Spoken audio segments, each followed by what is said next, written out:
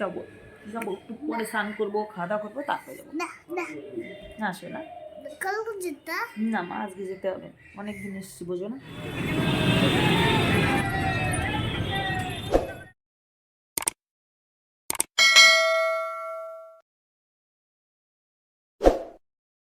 বন্ধুরা এখন বাজে সকাল ওই 7টার মতন। তো 7টার সময় মাম্মামকে ঘুম থেকে তুলে জামাইবাবু জোর জবরদস্তি এক কথায় বলতে পারো তুলে নিয়ে আসলো।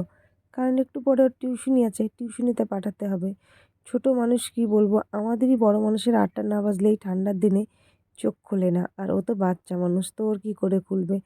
তারপরে পড়াশোনাটাও করতে হবে, সেটা ভেবেই তো জামাইবাবু জোর জবরদস্তি ওকে তুলে নিয়ে আসলো। এখন ওকে ব্রাশ করানো হবে, হাত মুখ ধোয়ানো হবে। তো ও তো একদম মুখ কালো করে বসে আছে। তারপরে দেখলো যে ওর মা বসে চা খাচ্ছে, তো বলছে, ও এমনি এমনি বলছে, মা তাহলে তোমার চাটা আমি খেয়ে নিই। তো ও তো চা খাবেই না। এদিকে সকাল হলে না, মানে স্কুল প্রাইভেটের টাইম যখন হয় বাচ্চাদের, তখন মনে হয় ঘড়ির কাঁটা খুব ফাস্ট চলে। যেমন আমি যখন সোনাক্ষীকে স্কুলে পাঠাতাম, যখন গাড়ি আসতো তখন মনে হতো কোনো কাজ টাজই করে পারছি না, ঘড়ির কাঁটা মনে হচ্ছে অটোমেটিক, মানে তাড়াতাড়ি ঘুরেই যাচ্ছে এরকম মনে হতো। তো দিদিও ওরকম তাড়াতাড়ি করে ওকে এখন মুখ টুক ধুয়ে দেবে। বন্ধুরা শুভ সকাল। তো তোমরা সবাই কেমন আছো? আশা করছি সকলে ভালো আছো, আর আমি অনেক ভালো আছি, তোমাদের আশীর্বাদ। আজকে একটা নতুন রকমের ব্লগ ভিডিও নিয়ে চলে এসেছি তোমাদের কাছে। তো স্কিপ না করে পুরো ভিডিওটা দেখবে, আর ভিডিওটা ভালো লাগলে অবশ্যই লাইক কমেন্ট শেয়ার করতে ভুলবে না।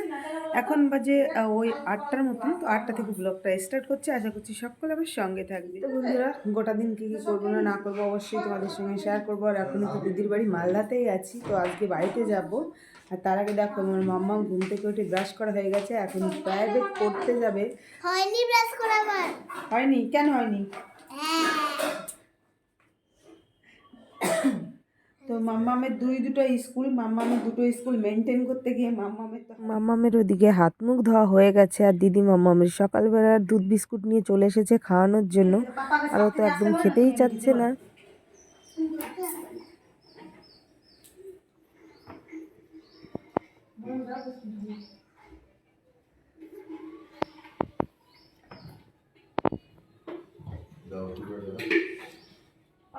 কি বিস্কুট খাচ্ছ পাখি? আয় পাখি, কি বিস্কুট খাচ্ছ? কি বিস্কুট? আজি।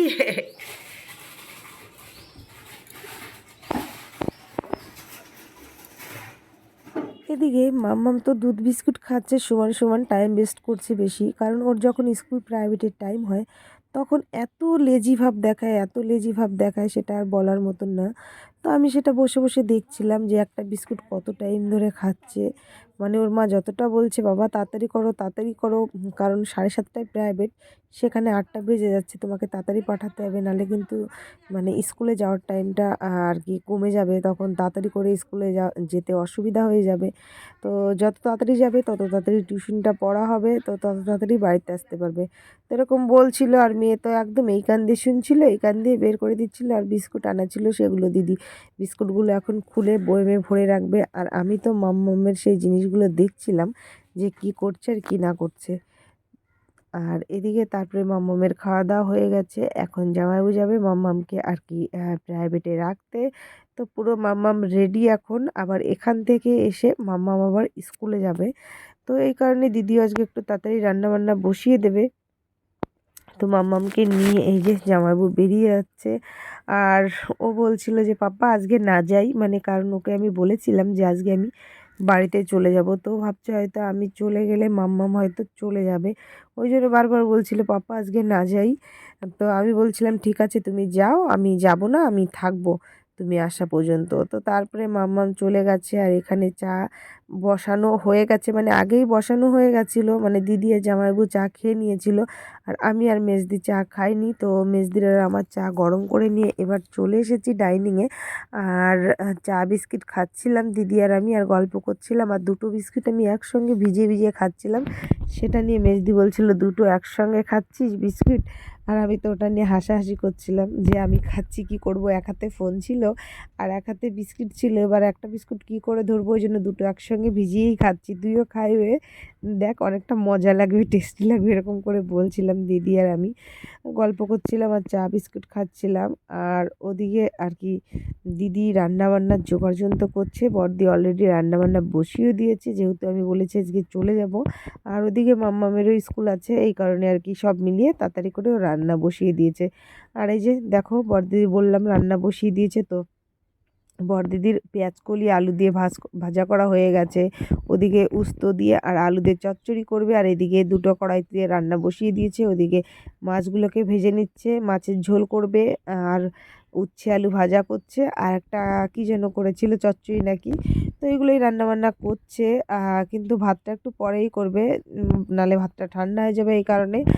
আর এদিকে মাম্মামের টিফিনের জন্য পরোটা করবে, তো দিদি আমাকে বললো একটু ময়দা মেখে দে, তো আমি ময়দাটা মেখে রেখে দিয়েছি, এবার দিদি পরোটা করে নেবে। আর মাম্মাম এই যে স্কুল থেকে চলে এসেছে, মানে প্রাইভেট থেকে চলে এসেছে, শুধু ভুলভাল কথা বলে দিচ্ছি।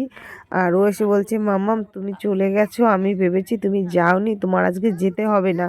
যে না বাবা আমি আবার আসবো, থাকা যাবে না। বলছি তুমি তো থাকলেই না, তুমি তো মাত্র 2 দিন থাকলে, আর একদিন থাকো না, থাকলে কি হবে, এরকম বলছিল বারবার। মানে ওর কথা শুনলে না, ওর ঘরে গেলে মানে মায়ায় পড়ে যেতে হয়, যে এরকম করে বলে কি বলবো। আর খুব খারাপ লাগে ওকে ছেড়ে আসার সময়। তারপরে ওকে স্নান করিয়ে দিয়েছি, করিয়ে একদমই যে ড্রেস পরিয়ে রেডি করে নিয়েছি, আর থালায় ভাতও নিয়ে চলে এসেছি, ওকে আমি খাইয়ে দিচ্ছিলাম, খেয়ে স্কুলে যাবে। তো তারপরে প্রথম ডাইনিংয়ে বসে খাওয়াচ্ছিলাম, তারপরে বায়না করলো মাম্মাম আমি টিভি দেখবো আর খাবো। তো ওই যে টিভিতে কার্টুন চলছে, আর আমি খাবার হাতে করে নিয়ে ওর পিছনে পিছনে দৌড়িয়ে বেড়াচ্ছি, কখন একটু মুখের ভাত শেষ হবে আর কখন আরেকবার মুখে নেবে, এটাই করছিলাম।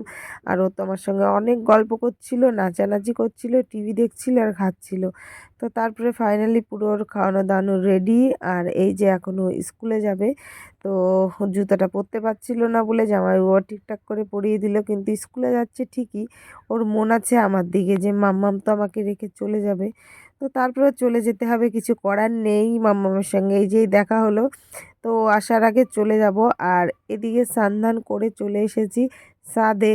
তো খাওয়া দাওয়া এখনও হয়নি, বড়দি আর মেজদি অনেক আগেই চলে এসেছে, ওরা এসে বসে আছে, এই যে ওরা ফোন ঘাঁটছিল। তারপরে আমিও স্নান করে চলে আসলাম, তো এখানে একটু বসে থেকে সবাই মিলে, তো তারপরে খাওয়া দাওয়া করে বাড়িতে যাব, তার জন্য রেডি হয়ে নেব। আর বলতে বলতে দেখো নিজে এসে খাওয়া দাওয়া করে নিয়েছি, আর বাড়ি যাওয়ার জন্য পুরো রেডি হয়ে নিয়েছি, এবার এখন বেরোবো বাড়ি যাওয়ার জন্য। তো বন্ধুরা আমি এখন চলে যাচ্ছি, রেডি হয়ে নিয়েছি, এরা জানলা দরজা বন্ধ করে দুজনে দেখতে পাচ্ছ ঘুমিয়ে আছে, আমাকে একটু এগিয়েও দিয়ে আসলো না, তাই আমি মনে দুঃখ নিয়ে একা একা চলে যাচ্ছি। তো চলো রাস্তায় যেতে যেতে আবার তোমাদের সঙ্গে কথা হচ্ছে। তো বাড়ি যাওয়ার জন্য একদম দিদির ঘর থেকে বেরিয়ে পড়লাম। এদিকে মনটাও খুব খারাপ, কারণ মাম্মাম বলেছিল আমি আসবো তুমি তারপরে যাবে, কিন্তু ওর ছুটি হবে 3:30, তো এত টাইম থাকা সম্ভব নয়, এই কারণে বেরিয়ে পড়লাম। আর আমি একটু মার্কেটে যাচ্ছি, একটু কিছু কেনাকাটার আছে, তো তার জন্য এই যে স্টাইল বাজারে চলে এসেছি। কিন্তু অন্যদিন হ্যান্টাকালির থেকেই গাড়িতে উঠি, কিন্তু আজকে এই মলে আসার জন্য একটু টোটোতে করে এখানে আসলাম, রথবাড়ি থেকে আমাকে গাড়িতে উঠতে হবে। তো এসে আমি প্রথমে একটু ভিডিও করছিলাম, তারপরে 3 তলার পর যখন গেলাম তখন বলল তুমি কি আপনি কি ভিডিও করছেন, তাহলে ভিডিওটা অফ করেন, ভিডিও করা চলবে না এখানে। আর আমার পুচকু বাবার জন্য একটু জামা কাপড় কেনাকাটি করতে এসেছিলাম। তো তারপরে ফাইনালি মান্দাল থেকে কেনপুকুর নেমে গেছি, এবার কেনপুকুর এসে টোটোতে বসে পড়েছি। আমার খুব একটা টাইম লাগেনি আসতে, অনেকটাই তাড়াতাড়ি চলে আসতে পেরেছি। তারপরে এই যে আমি জগজীবনপুর চলে এসেছি শ্বশুর বাড়িতে, তো হেঁটে হেঁটে বাড়িতে যাচ্ছি। আমার কেনপুকুর এসে তাড়াতাড়ি করে গাড়ি পেয়ে গেছি, আর গাড়িটা একদমই লেট করেনি, তো এই কারণে জলদি জলদি বাড়িতে চলে তো এসেছি। বন্ধুরা এইমাত্রই বাড়িতে পৌঁছালাম, আর এখন 5টার মতন বাজে। তো আমি জানি না কেন আমি না বাড়িতে না থাকলে মানে কি বলবো, বাচ্চারা করে না বড়রা করে, জানি না এতটা পরিমাণে ক্ষতি করে বাড়ির, মানে সেটা বলে বোঝানোর কোনো উপায় নেই।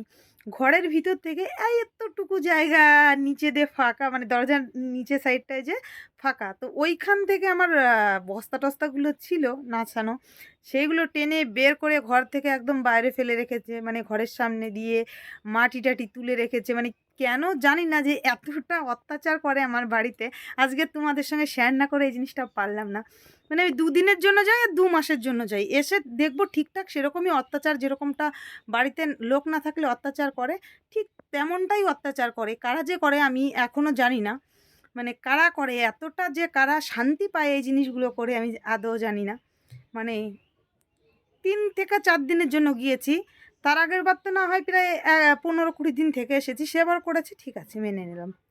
এবার আবার 3 থেকে 4 দিনের জন্য গিয়েছি, সে এসে দেখছি ঘরের সামনে পুরো মাটি টাটি তুলা, ঘরের ভিতর থেকে বস্তা বের করে রেখে দিয়েছে, ঘরের সামনে সেইটিতে মাটি রাখা। কেন এরকম করে আমি বুঝি না, এতটা অত্যাচার করে কী লাভ পায় লোকে সেটাও জানি না, মানে এতটা খারাপ লাগে কি বলবো। এদেরকে কিছু বলা মানে নিজের মুখ নষ্ট করা। তো যাই হোক, বাড়িতে এসেছি, ঘরটা ঝাড়ঝাঁটা দিই, পরিষ্কার করি, কি বলবো, আমার একদম সত্যি বাড়ি থেকে গেলে না আমার এই অত্যাচারগুলোর জন্যই আমার ভালো লাগে না। তো আগের দিনও ভেবেছিলাম যে তোমাদের কাছে বলবো, তো বলিনি, আজকে তোমাদের সঙ্গে এটা শেয়ার না করে পারলাম না আমি।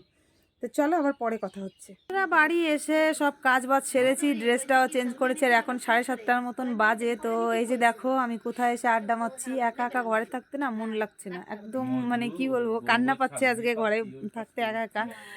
মানে দিদিদের ওখানে ছিলাম, দুই দিদি ছিল, আমি ছিলাম, পুচকুটা ছিল, মানে মামাম ছিল, তারপরে জামাইবু ছিল, সবাই মিলে আড্ডা আড্ডা মারতাম। আর এখন ঘরে এসে মনে হচ্ছে কি একা একা নিজেকে মানে অনেকটা অসহায় মনে হচ্ছে, আর আমার কান্না পাচ্ছে। তো এই জন্য আমি ঘর থেকে আওয়াজ পেলাম, এরা এখানে বসে সবাই মিলে আড্ডা মারছে। তো আমিও এখানে চলে আসলাম আড্ডা মারার জন্য, মানে অংশগ্রহণ করতে এখানে।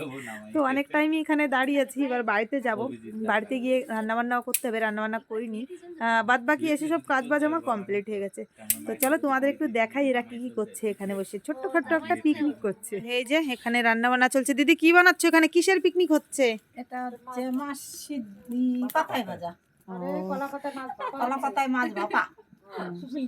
এখানে কলার পাতায় মাছ ভাপা হচ্ছে, যদিও আমি তোমাদের সেটাকে দেখাতে পাচ্ছি না, যখন হয়তো উল্টিয়ে দেবে তখন তোমাদের, যদি আমি এখানে থাকি তাহলে হয়তো দেখাবো, আর না থাকলে পারে তাহলে আর দেখাতে পাচ্ছি না। আর এখানে ক্যাপা বসে আছে, ছেলেটার পড়াশোনা কিচ্ছু নেই, শুধু আড্ডা মারার গল্প করে, পড়াশোনা একদম বিসর্জন হয়ে গেছে। মাই ধরুক, মাই চাপা দিয়ে উঠবে তো মা, দেই সব পড়ে না যায় আমার সারা, আমি উল্টো দিই সারা। তো এখানে তো কলার পাতায় মাছ ভাজা চলছে, আর এটাকে উল্টাতেই পাচ্ছিল না, তো তারপরে খ্যাপা এসে উল্টিয়ে দিল, যেহেতু নিচেরটা মাটির ছিল, মাটির তাওয়ার উপরে আর কি কলার পাতায় ভাজা হচ্ছিল, এই কারণে একটু অসুবিধা হচ্ছিল। তো খ্যাপা খুব সুন্দর করে উল্টিয়ে দিল। তো ওরা এখন খাওয়া দাওয়া করবে, আর আমি এখন বাড়িতে যাব। এখন খাওয়া দাওয়া করবে, কখন করবে আমি জানি না, অবশ্য আমি বলে দিলাম আন্দাজেই। তো এখন আর কি মাছ ভাজাটা কমপ্লিট হয়নি, ভাজাটা হচ্ছে, আর ওদিকে আমি বাড়ি গিয়ে রান্না বসাবো। তো এখানে ভিডিওটা শেষ করছি, ভালো লাগলে অবশ্যই একটা লাইক করে দিয়ে দেখা হচ্ছে নতুন ভিডিওর সব।